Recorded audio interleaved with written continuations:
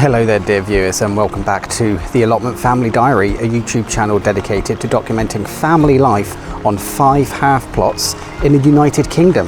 Today it is Tuesday the 16th of April and it is having a bit of a rain, hence why I've got the shelter up. So I thought today we will start off the video with a bit of a plot tour, good old fashioned plot tour, because lots of stuff has been growing on up here.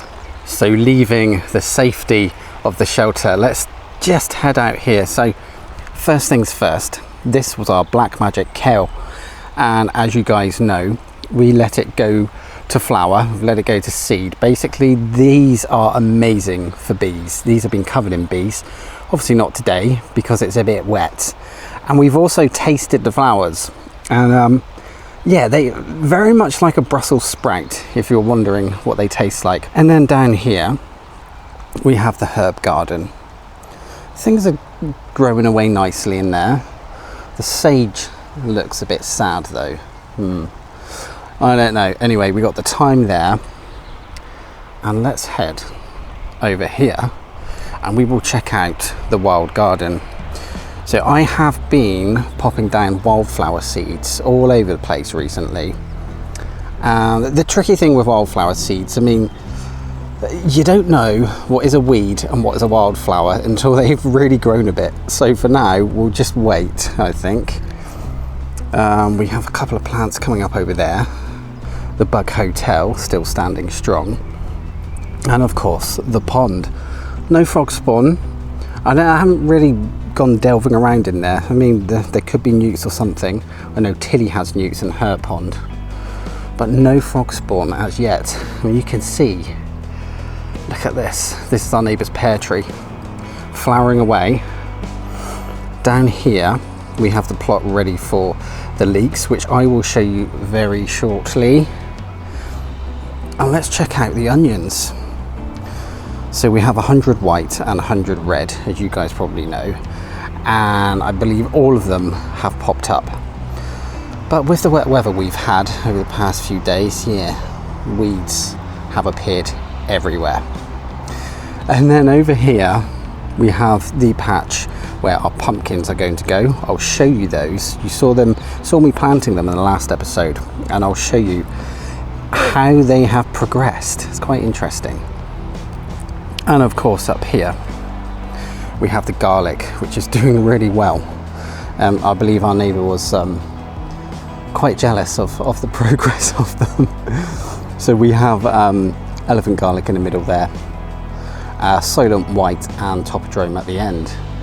Okay, so before we head over to the rest of the plot to see what's happening there, I want to show you guys what's been going on the new plot.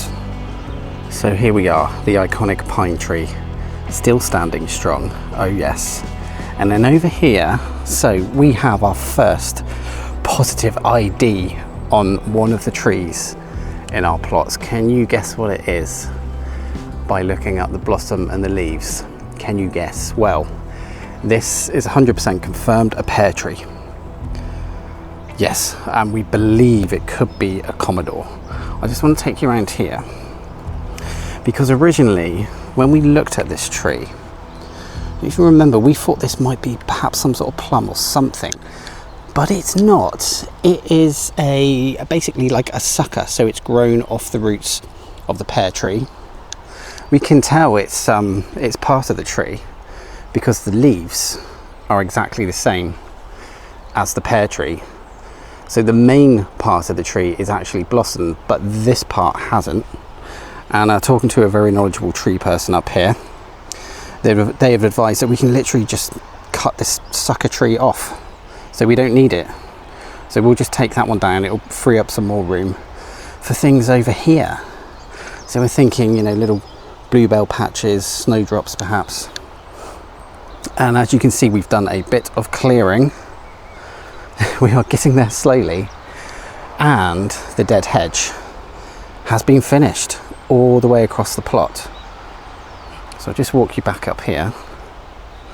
This tree, we've saved it. It's upright fully, and it looks healthy. We believe this is an apple.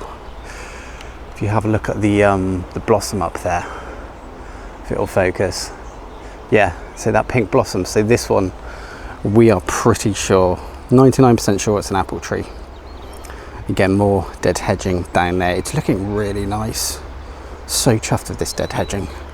And as you can see, it continues all the way to the end of the plot over there. So yeah, we have been doing a lot of clearing work and building the dead hedge. We've moved all of the piles of brambles, all of the logs we had left over. They've all gone into that dead hedge. So very pleased with that. I know some of you guys were a bit concerned. I don't know if you got the wrong end of the stick or something, that perhaps we were going to cut down all of these, what we believe are blackthorn trees. We're not, but we do need to clear some because we want to prevent diseases on the trees that we want to keep. So there will be a few smaller ones that we're taking down, but we are going to keep as many of them as we can. Right, guys, let's go to the greenhouse. So let's step inside. Let's step inside to see what's happening. So, guys, there's some new plants in here. So I went to a garden centre the other day and I could not resist. So we have a couple of grafted aubergines, and these are Scorpio variety. So I just wanted to see how they would get on really in here. I mean, they look okay. They look quite healthy. There's a lot of new growth coming on them. Yeah, so they're looking really nice. And if I spin you around over here, so this sad specimen is a crystal lemon cucumber. This was a test. It's quite early for them to be in the greenhouse, to be honest, like this, but it's a test. I just wanted to see how it would get on. You can see like the cold damage on it. It's quite crispy, but it still seems to be growing. And then over this side we have Poland cucumber. And this one's doing quite well actually. This was half the size when we put it in. So yeah, little tests, little greenhouse tests to see how things go.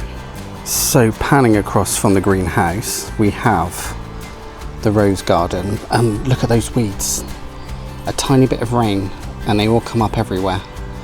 And then just above, we have the flower garden. So we have had several new additions to this one recently. This actually, a viewer suggested this a long time ago, 10-week stock, and it's doing really well. Planted it, I believe, last summer. And then up here, what have we got? Tor's paddock, Tor's tiny paddock, and inside, strawberries. These are doing really well in here.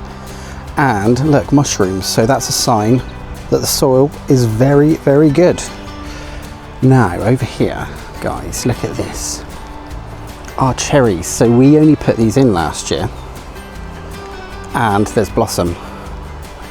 So yes, we might get to actually taste some cherries from our trees this year. I can't wait for that.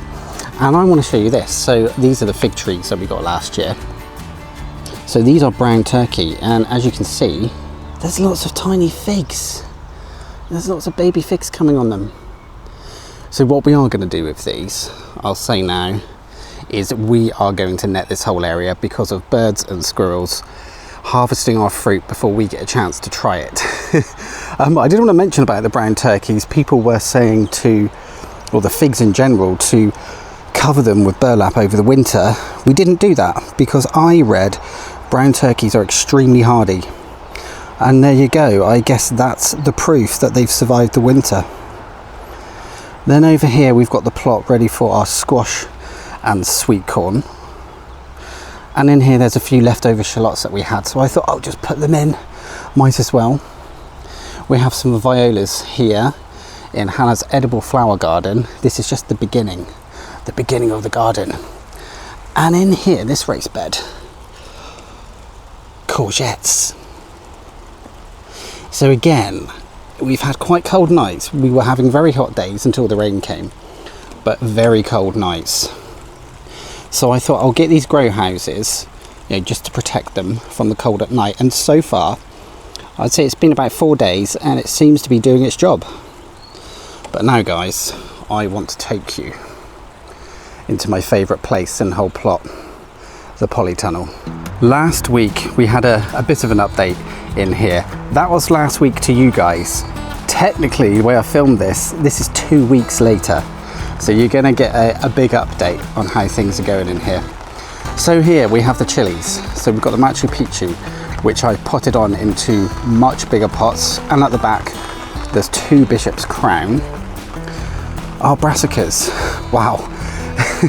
So we have greyhound cabbages and Romanesco cauliflower.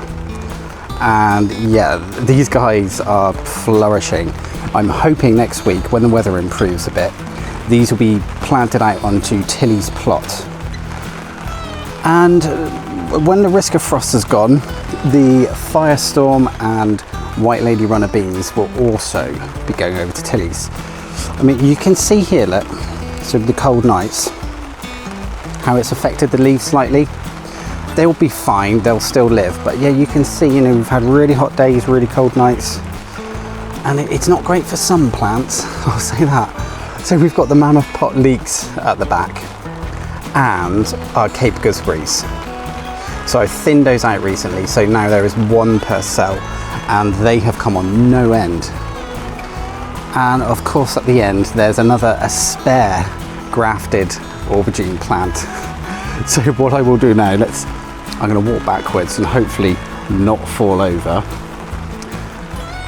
We have our peppers in the ground. These guys have been in the ground for about a week now. So remember I said it was the 15th of April today. And they seem to be doing fine, touch wood. I think the only thing that's going to happen with the cold nights, it's just going to slow the growth. But with the hot days, I would say it balances and makes up for it, but I don't think that's how it works. But as you guys can see, yeah, they're doing really well. So we have Fiesta and Delirio. And they are a yellow and orange variety. And now I will pan you to this side. We've decided to grow weeds on this side. Yes, lots of weeds. So I assume this is all coming through the compost that I placed here recently. Jack's Magic. Potentially, that's what our neighbour thinks it could be. But yeah, this is a job for a rainy day. Perhaps later on today, pull those up. That's where our tomatoes will be going anyway. And yeah, talking of tomatoes, here's a shot of our beefsteak variety that we're growing this year, which is Brandywine. Again, this was a viewer suggestion, so thank you so much. They are doing really well. They were started off in heat mats and grow lights at home, and they're currently in our conservatory, so they're getting lots of light, lots of warmth, and they've even started to get their first flowers. The first buds are coming on them. So anyway, this is where the tomatoes will be planted, 2 of them, 2 Brandywines here, and we also have some honeycomb on the go as well. And up here, so on the second table, we have more Disco Mix Marigold. They need to be potted on quite desperately. I have various things growing in here, Crimson Crush, more honeycomb, just backup plants basically in case we need them. And look, the pumpkins, as you saw last week, which is technically 2 weeks ago. Yeah, they're coming along very nicely. There's protrusions in soil, so they are coming up. We have more Disco Mix Marigold over there. There's a few more peppers and chilies that I just haven't potted on because I run out of pots. Another Bishop's Crown in this one. And at the back, more courgettes.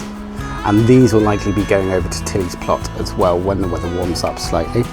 What have we got here? Our Muscle Burr leeks. Again, these are coming on very well. Not quite big enough to go out yet, I don't think. They're not pencil thin. So yeah, we'll leave those for a bit. Still a bit too cold anyway, isn't it? So we've got sunflowers over here, giant sunflowers. More cucumbers at the back. So I believe those are the Poland, the ones that have gone slightly yellow. Again, that's probably due to the cold. And in there we have some crystal lemons. So lots of things waiting to go out. So it's just amazing to see the polytunnel like this. It's just, it's overflowing with plants, and it's only going to get fuller as more things pop up. And that's just what's growing on mine and Hans' plot. So there's heaps more happening at Tilly's. It's quite wet. Oh, yeah, it's quite wet, so I can't really do much up here today. But I am thankful for one thing. If we roll back a couple of days now, we've managed to get our main crop potatoes in. Let's take a look at that.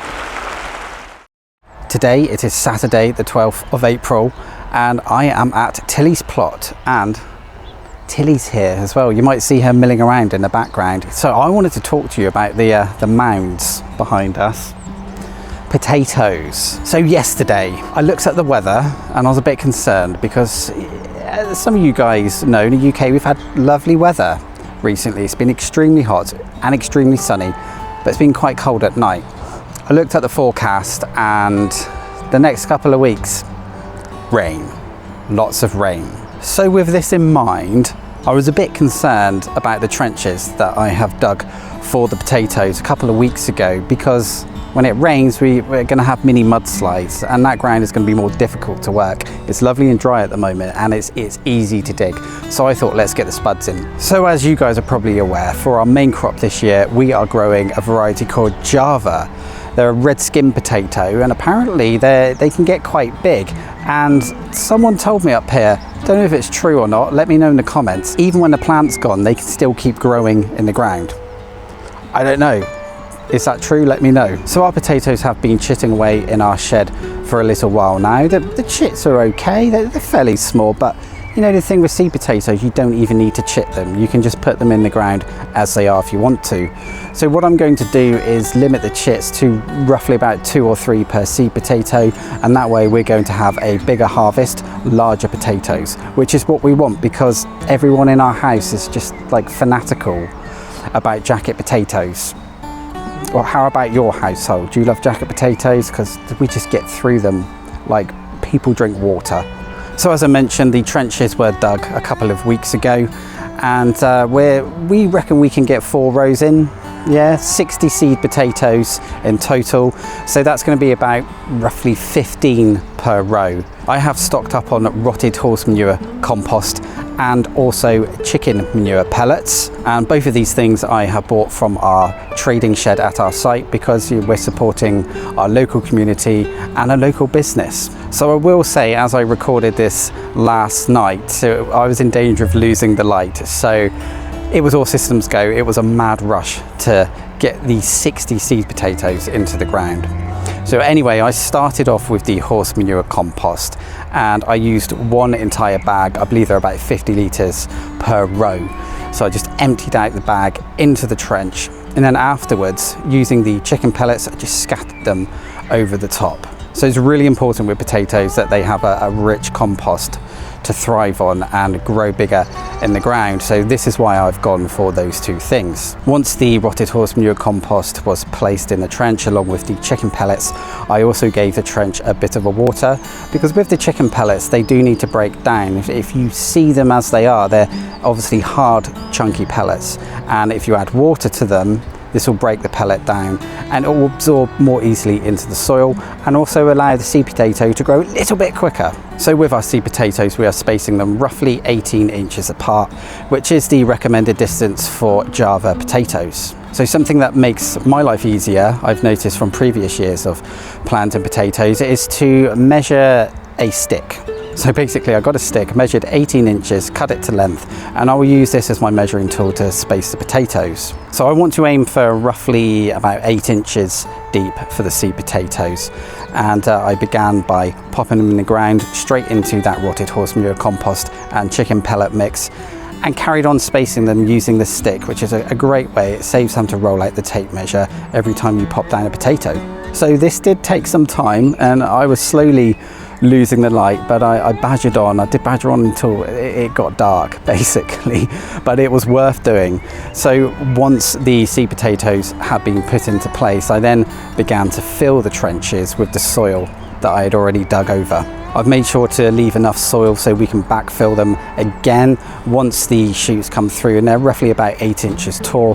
We'll then trench them up once more. One thing I did have to do was do each individual row on its own. So I would plant seed potatoes, fill in that trench, plant the next row, fill in that trench and work across it until we'd got through all 4 rows. So with the night slowly drawing in, I continued to fill in the potato trenches, and yes, we've finally got there. So let me show you guys what it looks like now in the daylight. So here we are, here are the rows, 60 seed potatoes, 60 Java. As I've mentioned, there's lots of rain on the forecast, so there's no point even watering these on the top. But yeah, we'll trench them up once they're about 8 inches tall. I reckon we'll probably have to trench them a couple of times, at least 2 or 3 maybe. We'll go for 2 or 3, I reckon. But anyway, over here, look who's here. Hello everyone. What are you doing? Well, I've just potted on some winter lettuce, and this is chicory. First time we've grown chicory. There's no taste to it at the moment, but it's supposed to be what they use for like camp coffee. So I don't know, I know you use it in cooking, but we'll try and see what happens. And did you did some lettuce as well, didn't you? Yeah, I've done all the winter lettuce. Yeah. So they're all ready to go out whenever. We'll harden off first and then go out. But nice to be up here. Yeah, it's lovely actually. Yeah, it's quite warm, isn't it? It is warm, yeah. But you can feel moisture in the air because the rain's coming later. Yeah, it's on its way, isn't it? Yeah. Worse luck, we've had such lovely weather, haven't we? Yeah, that's it now. No more sun for you. No, that's the summer gone. Yeah. Now we're into autumn again. Yeah, that is probably the end of our summer. It is, yeah. Welcome to the UK. Yes, yeah, and I'm quite glad I'll come up more now that I've got 4 weeks left before I go and see the surgeon again, and hopefully it's my balance. It's a bit awkward because when you're up here in a boot and you're like going on stones and things, obviously it won't bend, so it's a bit precarious. Next weekend it's my birthday, and Flo wants an Easter egg hunt, so I expect we'll be doing that, won't we? Up here? Well, we have done it up here before actually, haven't we, when she was younger, but we've said it's a free-for-all now she's older, that the adults get a go as well. Yeah. Anyway, so crack on with these. Yep. I've got to show you this. This is the bargain of the century. Our new wheelbarrow. Do you know what? Han and I have never had a wheelbarrow on our plot. In nearly 3 years, we've had no wheelbarrow. We've always used Tilly's. This one I picked up today. It was a wheelbarrow from a chap who was giving up his allotment plot, and he wanted to donate it to our trading shed. So things like tools and that, as you know, we've donated quite a lot in the past from the plot that we're transforming at the moment. Any proceeds go to charity, so £20 for this wheelbarrow. It was meant to be, wasn't it, Chase?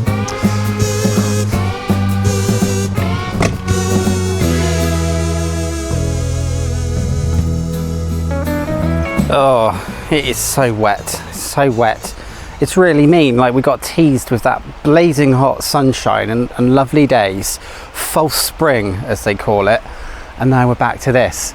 So I hope the weather clears up in the next couple of days, because in the next episode I will be building the shelter and seating area to go in between these 2 lovely trees.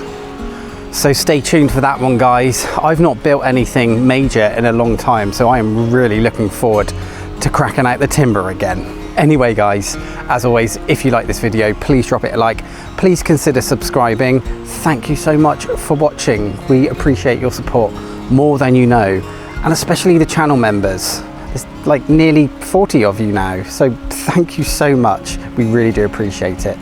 Anyway, it's really not going to stop raining, so yeah, I think I'm going to go and take shelter somewhere. So see you in the next one, guys.